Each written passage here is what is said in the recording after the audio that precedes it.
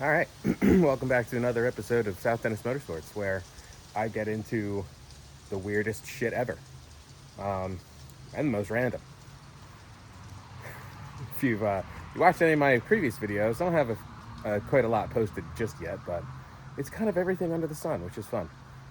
So today, we, or I, you're along for the ride, are trying to revive this Craftsman rototiller. Like the worst design known to man. The big Troy built ones where the tines are in the back are so much better and actually have driven wheels, which are nice. But this was free, and I scrapped my old Troy built a long time ago when I had to get out of my old garage. So this thing's been sitting for, as a quick guess, at least 20 years, probably closer to 30. The fuel that was in the tank was straight up varnish. These air cleaners, I'm sure some of you recognize this design. They're full of usually this really fine foam, and when it gets old, it crumbles. So I already took that apart, and sure enough, full of that crumbly foam. I peeled it out, so that's good. I shot some ether down the throat and pulled her, but she didn't want to crack off, so I pulled the spark plug out. No spark. So up here, you can see the throttle stop all the way down. You pull it all the way down, and it actually moves a lever. I'm sure some of you know this, and if you know small engines, there's a lever underneath that actually creates a mechanical ground, but when you pull it, it spins the lever. That mechanical ground then interrupts the ignition. I've worked on other engines that have this system on it. You know, some have a switch, some have the interrupter attached to the throttle. I'm sure some of you have seen, maybe even owned a go-kart in the past where it had a little tab bolted to one of the head bolts, and you just pushed down on the tab and grounded the spark plug to the head. Tons of different ways to interrupt the ignition on a little engine like this. This one had that interrupter. So when I looked at it, if you look closely here, this is actually attached to the whole throttle assembly. The throttle cable comes down here. You can see when it's fully advanced, it allows the throttle to open fully, which is cool. But it also moves the lever so the ignition system isn't grounded. When you pull it all the way back, which I'm going to do, it shuts the throttle, but it also moves the lever that grounds the ignition system. I took a look at that and actually manipulated the throttle control, and that lever is sticky. Surprise, surprise. It's been sitting for a long time. So when I advanced the throttle, it was allowing the throttle plate to open, but it wasn't ungrounding the ignition system. So I gave it a little push, the lever moved. I'm like, you know what? That's probably it. So took the air cleaner off, and I've got myself some starting fluid. Rather than taking the spark plug out and checking for spark, let's just see if it runs. So, one-handed, because you're along for the ride. Plenty. If it's got spark, it's gonna crack off because it has great compression.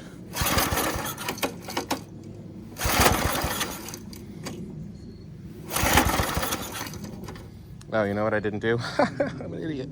Let's advance that and make sure it's unstuck. There we go. Now let's see if it runs. I bet it will. Oh! Wow, yeah, it did. It drank all that starting fluid while I was being an idiot and had the ignition turned off. So yeah, it's proof that it actually cracks right off. Now I guess I have to take this stupid gas tank off. All right, got the carb off. Gasket actually looks okay. Definitely reusable. Just make sure I clean it up a little bit. There is the fuel pickup.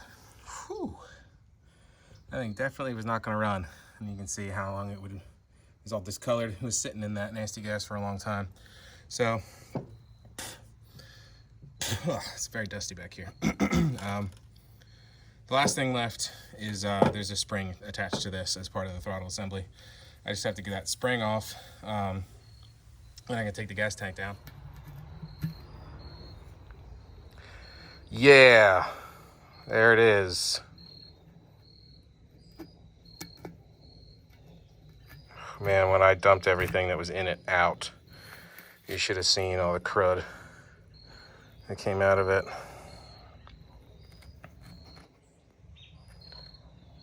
Man.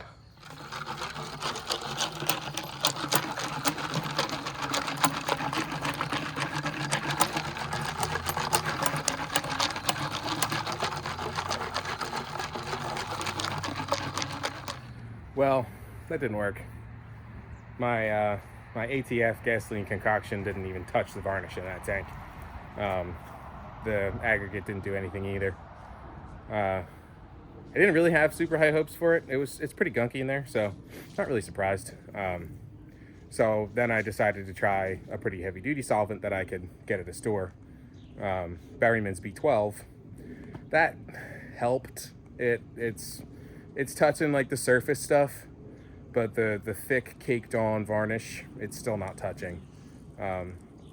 It's getting some of it to kind of peel and flake a little, and I think maybe if I let it go and it kind of like tumbled it and stuff, it might eventually get there. But I have another solution that I'm going to attempt. So I was digging through the internet, and I found a Fiat forum, and a guy with like a one-of-one gas tank in this antique Fiat that he couldn't replace. It was, you weren't going to find a used one anywhere, and you certainly weren't going to find a new one. So he did everything that I did too. He tried aggregate, he tried all sorts of different solvents, and nothing was touching the varnish in this gas tank, and the gas tank was structurally sound. So he couldn't find anybody to steam clean it locally to him either. The one place that he found was a couple hours away, and they wanted hundreds and hundreds of dollars to clean this tank.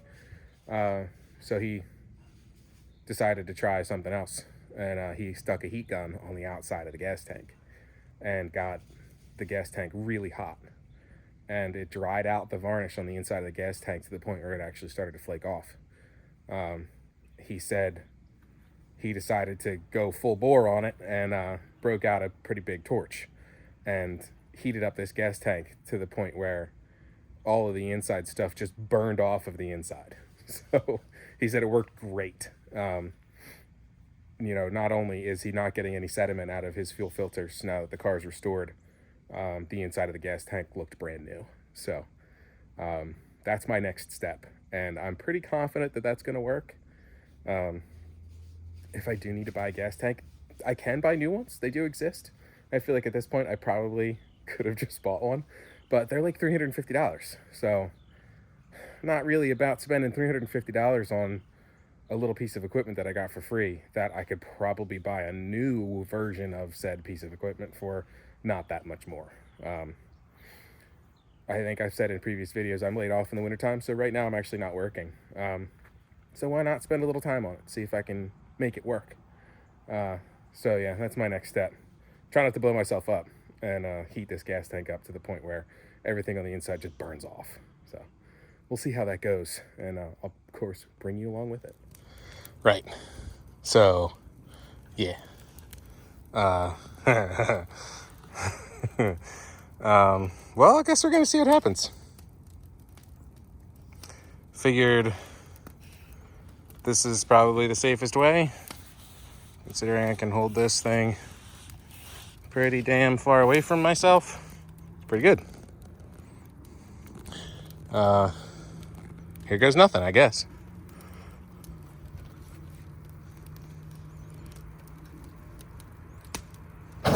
Yeah, that's what I was hoping for. Nice and easy. Cool. Well, there's the vapor going out of it. It's kind of all I was really looking to do with this, was just to get the vapor burnt out of it. But we'll let her cook for a little bit, at least. It's already getting hot. There's already a nice bit of coals on this. It's been lit for 5 minutes. Anyway, yeah. Yeah, she's starting to burn some of the crud off the outside of the tank. Say hello to my dog. He's a good boy.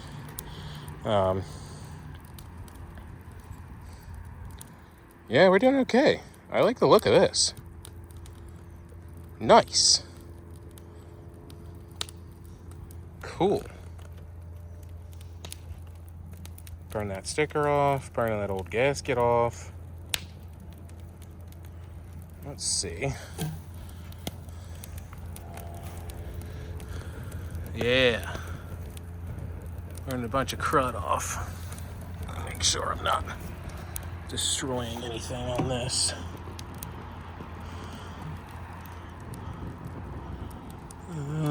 There's a little plastic clip that was broken anyway, so all that stuff's fine. Good. Let's keep going.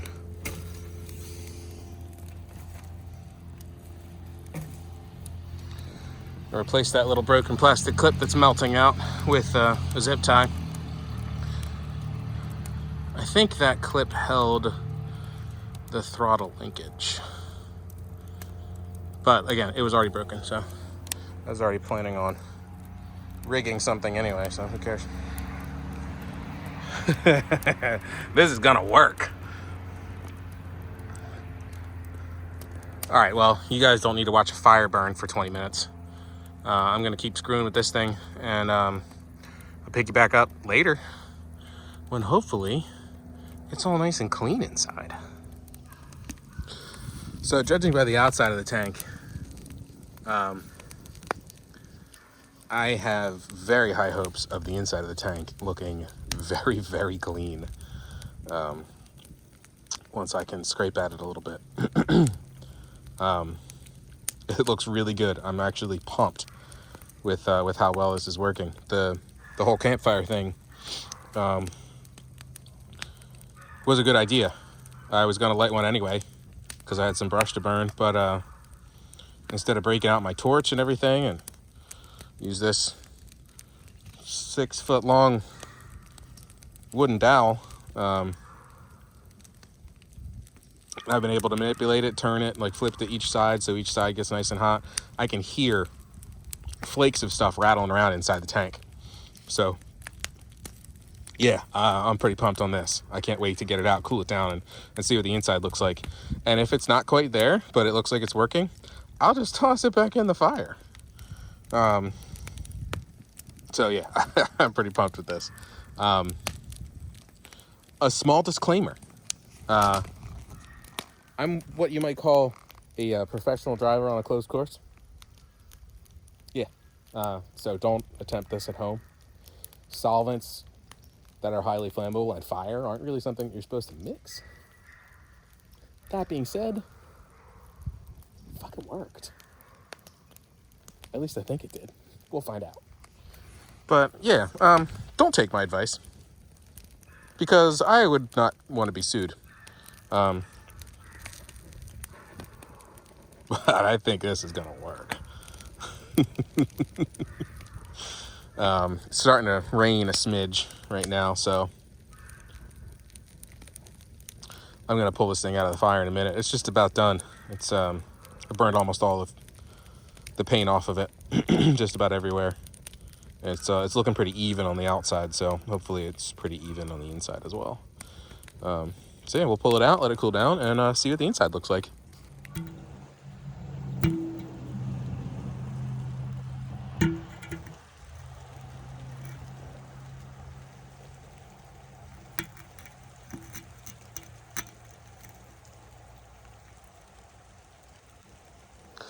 All of that crud in there is just falling off.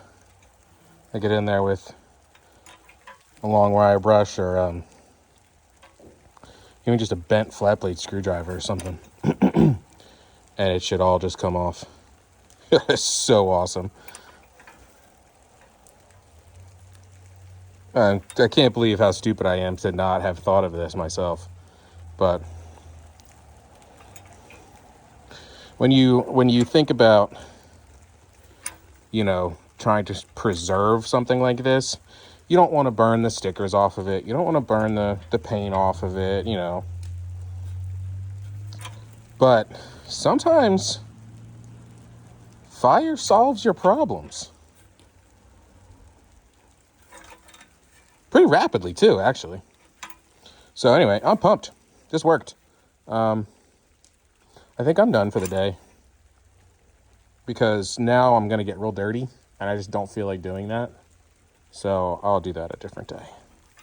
But time for a little scraping and a little paint. And I can put this little rototiller back together. I'm pumped. All right, well, the fire worked, as you saw. I just finished totally cleaning it.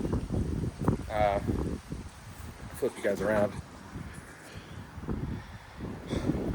This thing is like sparkly clean, and I'm not sure you're gonna be able to see inside, but yeah, kind of focus a little bit there. Yeah, you can kind of see.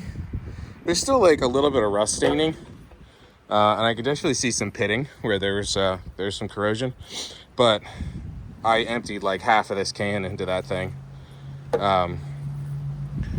The first couple shots came out a little dirty, but nothing bad. And the second shot came out crispy clean, nice and clear.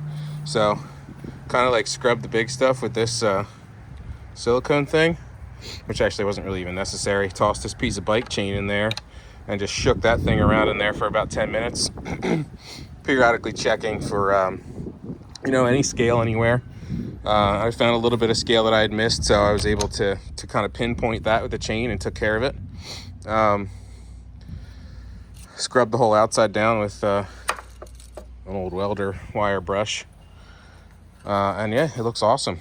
Like really good. Totally usable. I'm pumped. So while it's still dry today, we got another storm coming in the next day or two. I'm going to see if I can't get primer on the exterior of this thing. So, stop it from rusting. And then I can shoot it black again in the future. So, yeah, hopefully I have some primer. I think I do.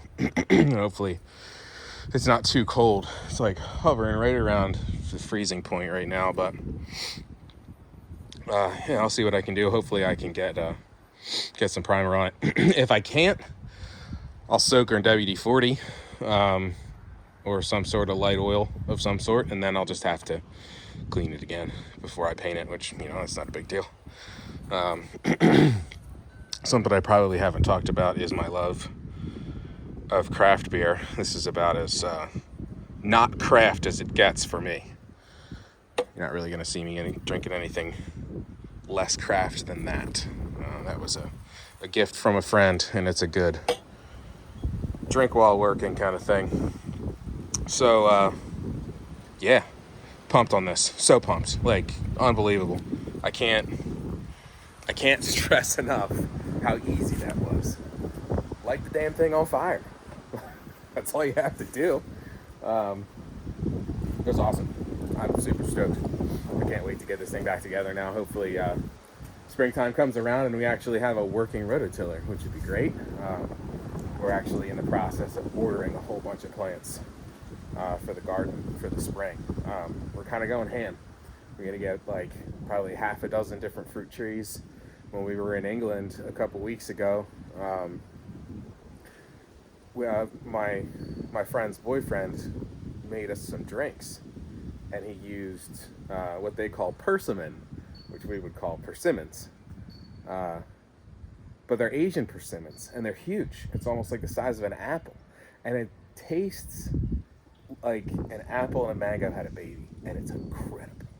So, American persimmons, the small persimmons that we get over here, are also really good too. You have to let them get like overripe to the point where they're mushy, and then they're actually sweet and taste good. But these Asian persimmons were incredible, and they more like ate like an apple, kind of had a crunch to it.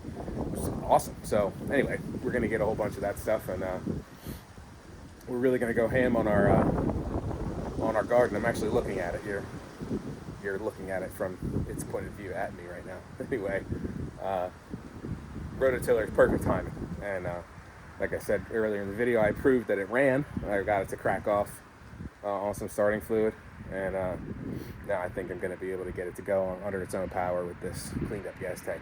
Way better than buying one on Amazon for $350, so no complaints there.